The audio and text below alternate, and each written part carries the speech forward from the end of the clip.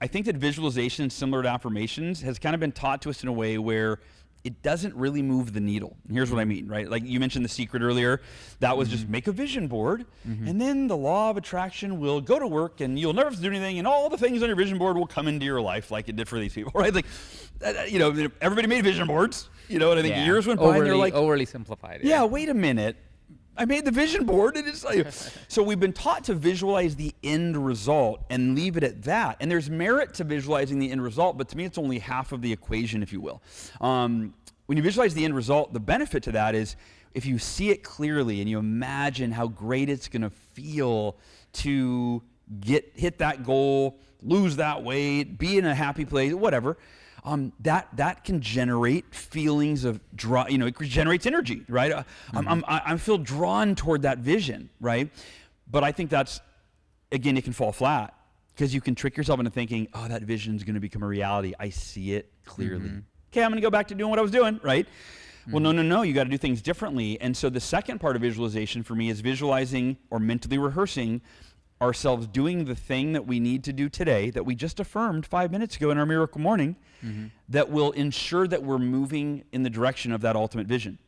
And so as we get through the savers, you'll see how they do kind of sequence together, right? So you're silent, you're getting in that peak state. Now you're affirming your commitments that are most important, why they're a must, and what you're going to do. Now you're visualizing you achieving that commitment, generating feelings of what that's going to be like. So you have a drive, a desire. You're acclimating to what might feel like a really far out possibility that you're not sure about, but now you're seeing it and feeling it, and then you're mentally rehearsing doing the thing that you just affirmed in step 3 that you were committed to doing at the time you're going to do it. And I'll give you a real life example, piggybacking on the ultra marathon.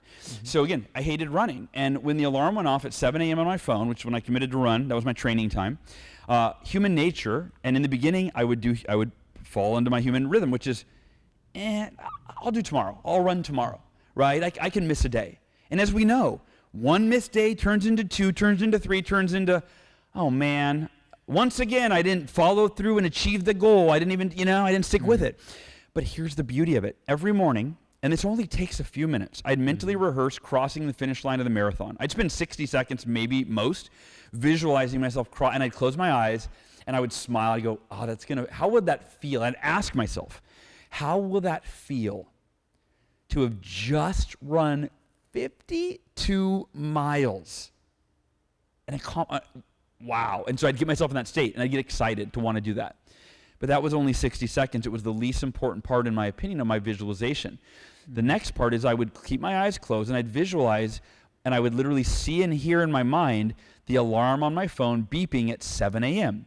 And I would visualize myself reaching out, picking up the phone, turning it off, setting it down, walking into my bedroom closet, getting dressed in my running clothes, and I have my eyes closed. I saw this. I did this for 6 months. I can see it just like it was yesterday.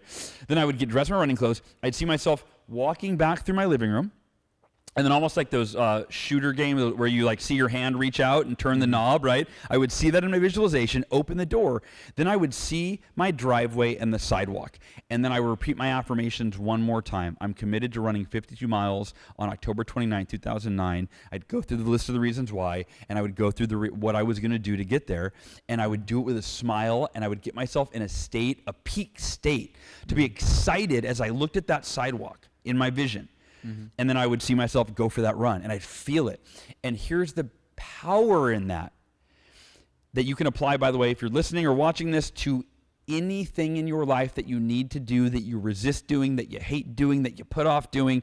So I'd mentally rehearse doing the thing that I didn't want to do, which was running. And here's the power in how that played out in real time. My alarm on my phone would go off at 7 a.m.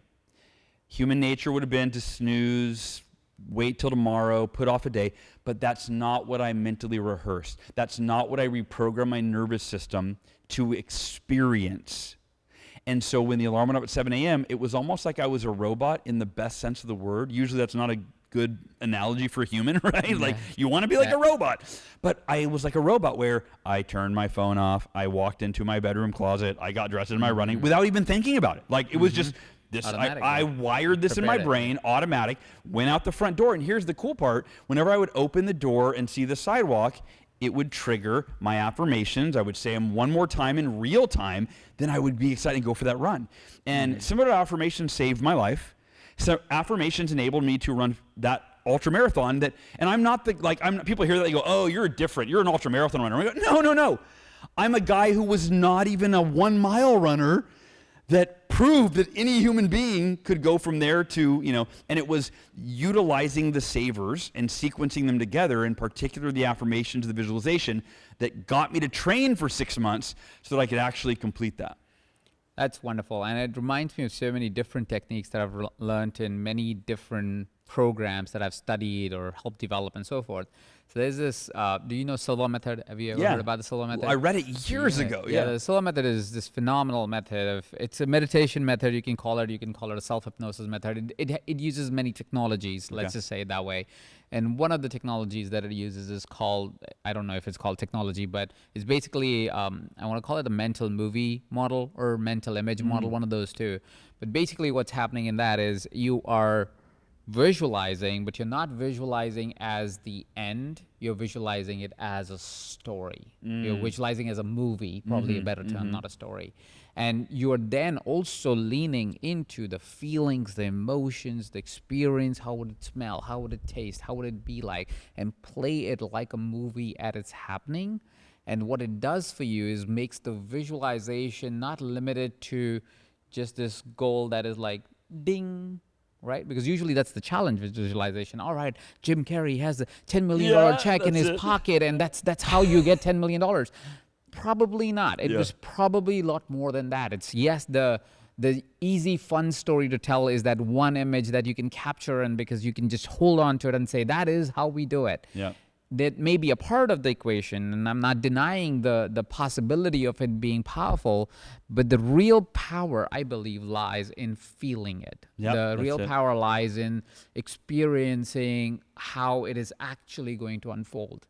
One of the ways that I found myself also utilizing visualization in the mornings, yes, I absolutely do so, and also right before I go to sleep. I feel that especially my bigger visions, if I fall asleep to them, it's almost like my dream state is a continuation of everything that I'm visualizing.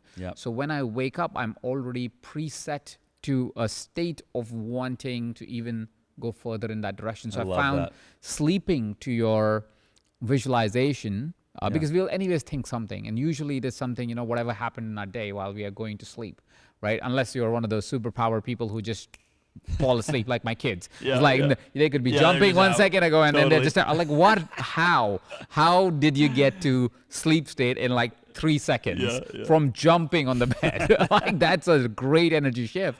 They're able to do it. I'm not. So what I found is, instead of letting my thoughts run over in my head in the night, thinking about what happened in my day and who did what and who did not do what or whatever, or trying to make a task list go tomorrow, worse even, because that wakes me up instead of putting me to sleep, I say, hey, what were the dreams that I'm like, what's the thing that I'm working on right now? And I found that actually kind of speeds up the manifestation a little bit, speeds us the realization of that visualization a little bit. A thing that I noticed that I think you're doing unconsciously is you're hypnotizing yourself. I think you're using some of the subtle self-hypnosis techniques without realizing that that's what you're doing actually, by repeating these things and kind of like, how you said you open the thing, and these are kind of hypnosis techniques of making that vivid image so clear that it becomes as if you've already lived it, or as if it has already happened. So it's really powerful, the subtleties that you have baked into, consciously or unconsciously, into the Miracle Morning, that actually is very apt to how our brain really processes information and makes it real for us, or helps us be able to realize it on a day-to-day basis.